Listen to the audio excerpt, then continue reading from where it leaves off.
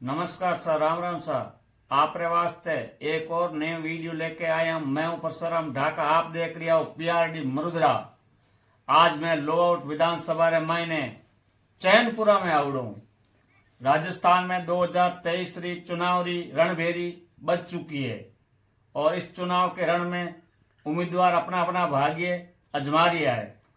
और कुछ हमारे साथ गणमान्य नूर मोहम्मद जी चैनपुरा समाज सेवी हमारे साथ है, तो इससे राजनीतिक रुझान के बारे में बात करेंगे। नूर मोहन जी, राम राम साहब। राम राम सर, राम राम सब पहला आप पूरा परिचय दो जनता ने। सर। मारा नाम नूर मोहम्मद है और नूर मोहम्मद मौलवी कह लो। और लाल इलेक्शन में मैं हमारे सरपंच और हम ही सरपंच प्रत्याशी रहे हो। अच्छा, प्रत्यक्ष ही है। हाँ, सरपंच प्रत्याशी रहे हो। 32 वोटों में मतलब 62 वोटों में आए हो। अच्छा, और बाकी समाज सेवा वास्ते तो कम कर ही रहे हो। अच्छा अच्छा। अब नूर मोहम्मद जी, आपने बात पूछना चाहवा। लोट विधानसभा रे मायने 3 प्रत्याशी खड़ा है। गजेंद्र सिंह खियोसर बीजेपी में और आरएलपी सत्यनारायण बिश्नोई कांग्रेस से है, कृष्णाराव बिश्नोई। तो इस विधानसभा चुनाव के बारे में, तीनों प्रत्याशी के बारे में आपकी किसकी के विचारधारा है, इसके बारे में आप बताओ। देखो, हमारे लोअर विधानसभा में ये 2008 में लोअर विधानसभा क्षेत्र बना। उसके बाद से गजेंद्र सिंह जी भी यहाँ 2 बार चुनाव लड़े और मालाराम जी भी लड़े। तो पिछली बार हम कृष्णाराम जी के साथ में थे। अच्छा, कृष्णाराम जी के साथ। बिल्कुल, पिछली बार हम कृष्णाराम जी के साथ में थे और उनको हमने तन मन धन से चुनाव मतलब जिताया था। और आप यूं कह लो कि चैनपुरा की जो पोलिंग पड़ी थी उसमें करीब 90% पोलिंग कृष्णाराम जी की फेवर में पड़ी थी। 90% कृष्णाराम जी की फेवर में पड़ी।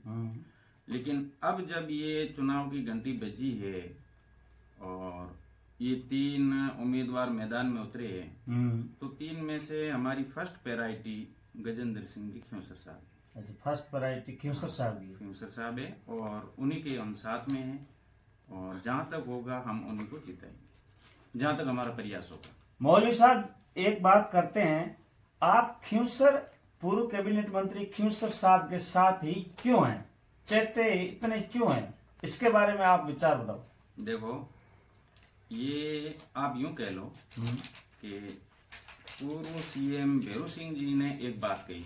अच्छा, कि पार्टी चाहे कोई भी हो, हाँ, अगर प्रदेश से भ्रष्टाचार को मिटाना है, भ्रष्टाचार को अगर खत्म करना है और भ्रष्टाचार अगर मिटाना है, तो पार्टी कोई भी हो, पार्टी को मत देखो। अच्छा, आप उम्मीदवार को देखो। उम्मीदवार को देखो। अगर आपका उम्मीदवार भ्रष्ट नहीं है और उम्मीदवार की छवि साफ है, तो पूरे प्रदेश से भ्रष्टाचार मिट जाएगा, खत्म हो जाएगा। और अगर अपन मतलब जाति समीकरण देखें या यूं कह लो कोई और मुद्दा देख के भी, मतलब भ्रष्ट उम्मीदवार को अगर अपन जिता के विधानसभा में भेजेंगे तो उस क्षेत्र में चलेगी तो उसी एमएलए की, उसी विधायक की चलेगी, उसी की चलेगी। तो जब तक वो मतलब खुद विधायक भ्रष्ट होगा तो आप ही कह लो कि विधानसभा क्षेत्र से भ्रष्टाचार कैसे मिटेगा। तो भ्रष्टाचार को खत्म करने के लिए भैरू सिंह जी की ये बहुत बहुत बड़ी बात है। मतलब जबकि वो खुद सीएम भारतीय जनता पार्टी से थे और उन्होंने मंच पे ये कहा था कि भाई अगर राजस्थान से, या छोड़ दो राजस्थान, कोई भी प्रदेश हो, किसी प्रदेश से अगर भ्रष्टाचार मिटाना है तो भ्रष्ट उम्मीदवार को वोट मत। अच्छा, और अच्छी छवि वाले नेक ईमानदार मतलब आप कह लो उम्मीदवार को जीता के विधानसभा भेजो, तो आपके विधानसभा क्षेत्र से भी भ्रष्टाचार मिटेगा और पूरे प्रदेश से भ्रष्टाचार मिटेगा।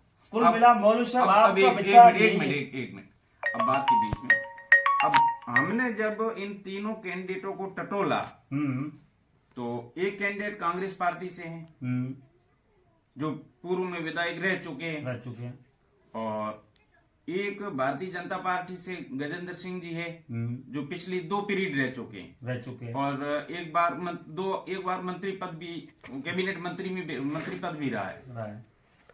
तो 2 बार हमने इनकी पिछली छवि जब देखी तो ये इतने ईमानदार और इतने निर्दय है, और बिल्कुल मतलब इनके मन में कोई पाप नहीं, कोई जातिवाद नहीं, मतभेद नहीं, बिल्कुल मतभेद है ही नहीं। तो इस कारण हमने उनको चुना है। अच्छा। और जहां तक हमारा अथक प्रयास होगा, हम उनको यहां से जिता के भेजेंगे। अच्छा मौलवी साहब, लोअर विधानसभा मायने देखो जावे तीसरे फ्रंट के रूप में आरएलपी प्रत्याशी सत्यनारायण विश्नोई ने ताल ठोक दिए, तो इससे मतलब कौन सी पार्टी में मतलब नुकसान हो सकता है, इसके बारे में आपके क्या विचार है वो बताओ।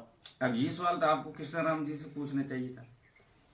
पूछ लेंगे लेकिन आप मेरे से पूछ रहे हो तो मैं बता देता हूँ कि ये जाहिर सी बात है कि कांग्रेस माइनॉरिटी के वोटों को बैंक बैलेंस समझती है। ठीक है, SC ST के वोटों को भी बैंक बैलेंस समझती है।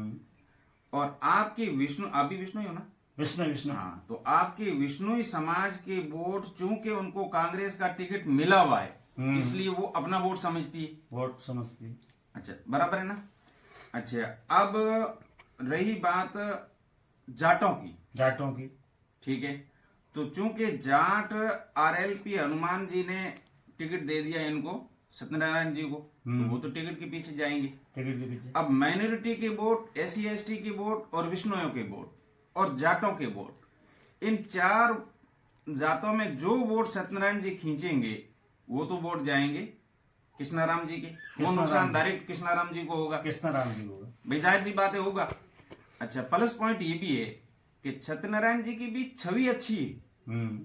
सत्यनारायण जी जो है, इनकी छवि इनकी भी अच्छी है। अब इनको कांग्रेस पार्टी ने टिकट नहीं दिया, वो अलग मैटर है, वो अलग मान जाने, लेकिन छवि इनकी भी अच्छी है। अब इनकी छवि अच्छी होने की वजह से ये जो इस विधानसभा क्षेत्र में जो वोट खींचेंगे, वो भी वोट काफी खींचेंगे। ऐसा नहीं है कि वो मतलब निर्दलीय है या हल्के टिकट से RLP से खड़े हैं तो वोट नहीं खींचेंगे, वो वोट भी अच्छी तादाद में वोट खींचेंगे। और वो जो वोट खींचेंगे वो कृष्णाराम जी के खींचेंगे, कृष्णाराम जी खींचेंगे। मतलब कुल मिला के कांग्रेस को नुकसान होने वाला। अच्छा, एक बात और सुनो। अब रही बात मूल OBC की, भाई जैसे दर्जी है, छिंपा है, राजपुरोहित है, ब्राह्मण है, मूल OBC राजपूत है। अब इनमें से मुझे नहीं लगता है कि मतलब सत्यनारायण सिंह ज्यादा वोट खींचेंगे, लेकिन हो सकता है 5-4% खींचे तो वो नुकसान गजेंद्र सिंह जी को भी होगा। लेकिन वो 5% होगा तो वो 50%, वो नुकसान डायरेक्टली कृष्णाराम जी को। मौलवी साहब, आपने चैनपुरा की बात की जाए तो चैनपुरा में गजेंद्र सिंह खींसर के समर्थन में कितने % लोग हैं यहाँ? देखिए, अभी ये कितने % है ये एक अपन आइडिया बता सकते हैं। आइडिया, संभावित अनुमान लगा सकते हैं। अनुमानित ये तो अपन नहीं कह सकते कि इतने वोट पड़ जाएंगे। वोट तो आदमी का एक अपना एक उसका अधिकार एक ही होता है, और हर आदमी को अपना अधिकार है वोट जहाँ चाहे वोट डाले। लेकिन हम जो मेहनत कर रहे हैं, जो प्रयास कर रहे हैं, उस हिसाब से मेरे हिसाब से 50% वोट गजेंद्र सिंह जी को मिल जाने चाहिए चैनपुरा से। और बाकी रहे 50%, तो उसमें अब कृष्णाराम जी कितने ले जाएंगे या सत्यनारायण जी कितने ले जाएंगे, मैं तो कहता हूं दोनों बराबर ले जाए। अच्छा, ये थे नूर मौलवी साहब, समाज सेवी, चैनपुरा। नमस्कार, धन्यवाद, जय भारत।